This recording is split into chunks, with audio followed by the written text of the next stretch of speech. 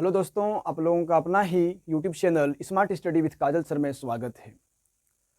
आज हम लोग विद्यार्थी लोगों का डिमांड था कि भैया हम लोगों का जो सेमेस्टर 2 का जो एग्ज़ाम होने वाला है उसका हम लोगों का सिलेबस जो है क्या क्या रहेगा और कौन कौन सा हम लोगों को सब्जेक्ट पढ़ना पड़ेगा, इसके लिए जो है वीडियो एक बनाइए ताकि हम लोगों को समझने में आसानी होगी और हम लोग चीज़ों को आसानी से पढ़ सकेंगे। तो इसी बात को ध्यान रखते हुए हम एक सब्जेक्ट पर बात करेंगे। आप लोगों के स्क्रीन पे वह दिखता होगा कि हम लोगों का सब्जेक्ट क्या है।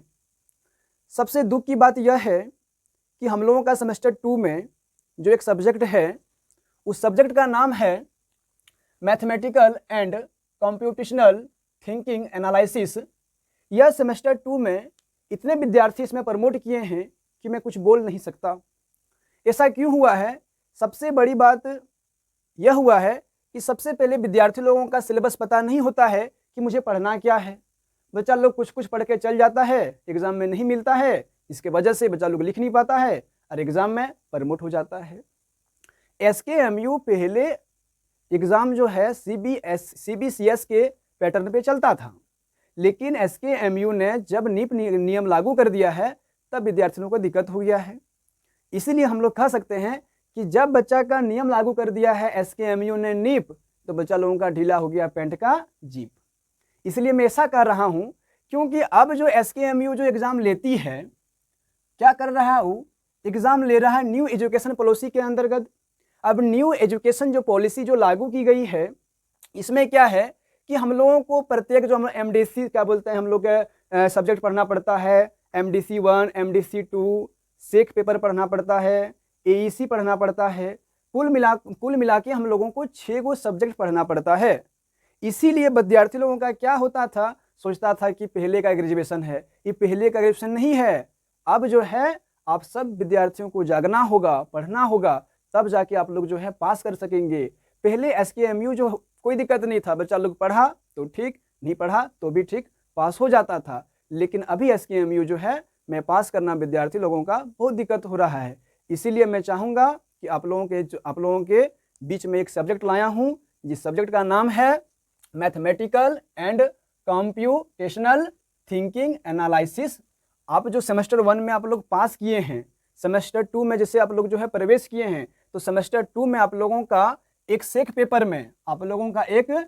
पेपर में देखने को मिलेगा एक सब्जेक्ट जिस सब्जेक्ट का नाम है mathematical and computational thinking analysis. जो सेशन आप लोगों का जो 2023 से 27 का विद्यार्थी हैं, उस विद्यार्थियों को यह जो सब्जेक्ट है, इसका जो सिलेबस है देखना बहुत ही ज़रूरी है। क्योंकि यदि आप सिलेबस को नहीं देखोगे तो आप क्या पढ़ोगे। सबसे बड़ी बात जो क्वेश्चन आता है बच्चा लोगों का, सबसे बड़ी क्वेश्चन क्या है? सबसे बड़ी क्वेश्चन तो बच्चा लोगों का यही है।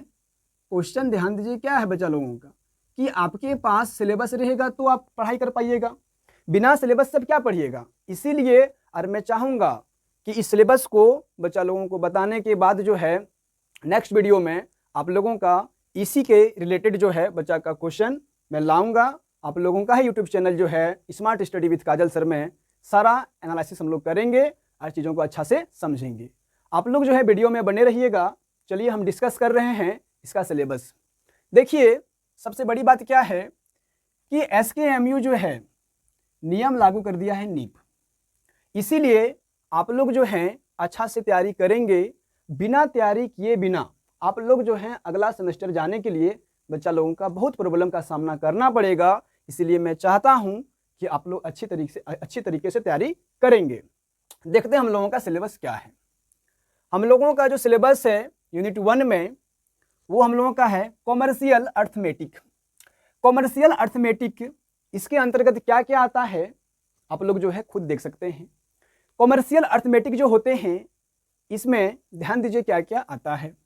इसमें सबसे पहले आपका आएगा 1 नंबर में सिंपल एंड कंपाउंड इंटरेस्ट। उसके बाद आप लोगों को पढ़ना पड़ेगा इसमें प्रॉफिट एंड लॉस। इसमें पढ़ना पड़ेगा आप लोगों को प्रॉफिट एंड लॉस। उसके बाद आप लोगों को पढ़ना पड़ेगा पार्टनरशिप। पार्टनरशिप के बाद आप लोगों को पढ़ना पड़ेगा परसेंटेज। उसके बाद आप लोगों को पढ़ना पड़ेगा एवरेज। उसके बाद आप लोगों को पढ़ना पड़ेगा रेशियो एंड प्रोपोर्शन। उसके बाद आप लोगों को पढ़ना पड़ेगा एरिया, उसके बाद आप लोगों को पढ़ना पड़ेगा वॉल्यूम एंड सरफेस एरिया, उसके बाद आप लोगों को पढ़ना होगा लीनियर एंड क्वाड्रेटिक इक्वेशन। इतना चीज़ें जो है आप लोगों को पढ़ना है यूनिट 1 में। यूनिट 1 में हम लोगों का जो कॉमर्शियल अर्थमेटिक जो हम लोगों का है, कॉमर्शियल अर्थमेटिक में वही सब दिया हुआ है जो बच्चा 1 से लेके 8 में तुम लोग पढ़े हो। 1 से 8 में जो आप लोग पढ़े हैं वही दिया हुआ है। जैसे आप लोग पढ़े हैं क्लास 8 में, 7th में पढ़े होंगे, क्या पढ़े हैं आप लोग? पढ़े हैं परसेंटेज को, पढ़े हैं प्रॉफिट लॉस को, पढ़े हैं पार्टनरशिप को, पढ़े हैं। इससे क्लास 7th 8 का सिलेबस में है। तो मैं चाहता हूँ विद्यार्थी लोग इसे पढ़े और ताकि आप लोग एग्जाम में पास कर सके। हम बहुत ऐसे देखें, इस बार का जो रिजल्ट सेमेस्टर 2 का आया है, सबसे अधिक विद्यार्थियों का जो फेल किया है इसी में फेल किया है। फेल का मतलब प्रमोट हुआ है, इसी में प्रमोट हुआ है। इसमें mathematical and computational thinking analysis में फेल किया है। इसीलिए जितने विद्यार्थी हैं का ध्यान देंगे। ये हम लोगों का यूनिट 1 में है। देखते हैं हम लोगों का यूनिट 2 में क्या है। यूनिट 2 में हम लोगों का है प्रोबेबिलिटी, जिसमें हम लोगों का जो 1 नंबर है इंट्रोडक्शन, उसके बाद हम लोगों का जो 2 नंबर है वो है कंडीशनल प्रोबेबिलिटी, उसके बाद हम लोगों का 3 नंबर है मल्टीप्लिकेशन थ्योरम, और हम लोगों का 4 नंबर है इंडिपेंडेंट इवेंट्स, और हम लोगों का जो है 5 नंबर वो है बायस थ्योरम। इसीलिए आप लोग जो है इस सिलेबस को, इसमें मैथमेटिकल का जो है यूनिट 1, 2, 3, 4 में बांट दिया गया है।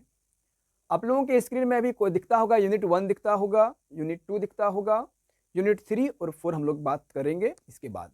देखते हैं क्या है। ध्यान दीजिए, यूनिट 1 बच्चा लोगों का ना बहुत ही इजी चैप्टर है। कहने का मतलब है कि यूनिट 1 जो है आप लोग जो आसानी से कर सकते हैं। कैसे कर सकते हैं? क्योंकि इतना हार्ड नहीं है। आप लोग देख सकते हैं कॉमर्शियल अर्थमेटिक में, आप लोग देख सकते हैं कि कॉमर्शियल अर्थमेटिक में हम लोगों का क्या है। कॉमर्शियल अर्थमेटिक में हम लोग से सिंपल एंड कंपाउंड इंटरेस्ट है, उसके बाद हम लोग का प्रॉफिट एंड लॉस है। तो ये सब जो आपका जो टॉपिक है बहुत ही इजी टॉपिक है। इसीलिए आप लोग जो है ये सब जो है स्क्रीनशॉट ले लेंगे और आप लोग जो तैयारी जो है अपने बिल्डअप करोगे, चीज़ों को समझोगे, और हम तो आप लोगों को बताएंगे ही। इसीलिए विद्यार्थी हम लोग क्या करेंगे, यूनिट 3 की ओर आगे बढ़ेंगे। आप लोग वीडियो में नए हैं तो वीडियो को लाइक कीजिएगा और चैनल को सब्सक्राइब कीजिएगा। हम लोग बढ़ते हैं यूनिट 3 की ओर। देखते हैं हम लोग यूनिट 3 क्या है। हम लोग का यूनिट 1 और यूनिट 2 हो गया था। देखते हैं यूनिट 3 हम लोगों का क्या है। तो थोड़ा ध्यान दीजिएगा, देखते हैं हम लोगों का यूनिट 3 क्या है। यूनिट 3 में हम लोगों को पढ़ना है स्टैटिक्स, जिसको हम लोग बोलते हैं सांख्यिकी। स्टैटिक्स को क्या कहते हैं? स्टैटिक्स को हम लोग कहते हैं सांख्यिकी। इसमें हम लोगों को पढ़ना है स्टूडेंट्स, इसमें हम लोगों को पढ़ना है ग्राफिकल रिप्रेजेंटेशन। हम लोगों को पढ़ना है 2 नंबर में फ्रीक्वेंसी डिस्ट्रीब्यूशन। उसके बाद हम लोगों को पढ़ना है 3 नंबर में measure of central tendency.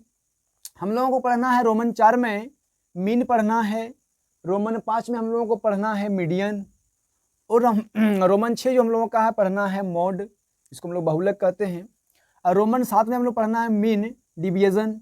Roman 7 में हम लोगों को पढ़ना है स्टैंडर्ड डिवीजन। और हम लोगों का जो 8 नंबर है वो है कोरिलेशन एंड रिग्रेशन एनालिसिस। इतना हम लोगों का जो है यूनिट 3 का सिलेबस में है। तो मैं आशा करता हूँ कि आप लोगों को यूनिट 1 का क्या बोलते हैं सिलेबस का टॉपिक, और यूनिट 2 का टॉपिक और यूनिट 3 का टॉपिक आप लोगों को समझ में आया होगा। देखते हैं हम लोग यूनिट 4 में क्या है। ध्यान दीजिए, यूनिट 4 में हम लोगों का है लॉजिकल रीजनिंग। लॉजिकल रीजनिंग में क्या होता है? लॉजिकल रीजनिंग में आप लोगों को ना कुछ बोलेगा जिसमें आप लोगों को देगा ब्लड रिलेशन। जैसे मान लीजिए कि उसका मामा का फुआ, फुआ की बेटी आपका कौन लगेगा। इस प्रकार से जो है आपका होता है ब्लड रिलेशन में, इस प्रकार का क्वेश्चन पूछता है। जैसे आपका हो गया अल्फ़ाबेट टेस्ट में, जैसे नंबर 1 जो हो गया, नंबर 1 जो हो गया अल्फ़ाबेट टेस्ट, और नंबर 2 जो है उसका क्या है, देखिए नंबर सीरीज। नंबर 3 में क्या है? अल्फा नोमेरिक सीरीज है 3 नंबर में। और हम लोग का 4 नंबर में है एनालॉजी, और 5 नंबर में है कोडिंग डिकोडिंग, और हम लोगों का 6 नंबर में है ब्लड रिलेशन और हम लोगों का 7 नंबर में है वेन डायग्राम। ये हम लोगों का सिलेबस है किसका, mathematical and computational thinking analysis का, जो सेशन 2023 से 27 का विद्यार्थियों का है, जो विद्यार्थी सेम टू इस बार गए हैं। तो मैं आशा करता हूं कि सिलेबस आप लोगों को समझ में आया होगा। चाहते हैं कि तैयारी को हम लोग जो है बहुत अच्छा से करें, तो आप लोग मेरा जो यूट्यूब चैनल है, यानी आप लोगों का YouTube channel Smart Study with Kajal sir में आप लोग जुड़ सकते हैं और आसानी से इस सब टॉपिक को कवर कर सकते हैं और एग्जाम में आप लोग सेमेस्टर 2 में अच्छा मार्क्स ला सकते हैं। इसीलिए मैं अपना वाणी को विराम देता हूं। मिलेंगे हम लोग नेक्स्ट वीडियो में, तब तक के लिए जय हिंद, थैंक यू।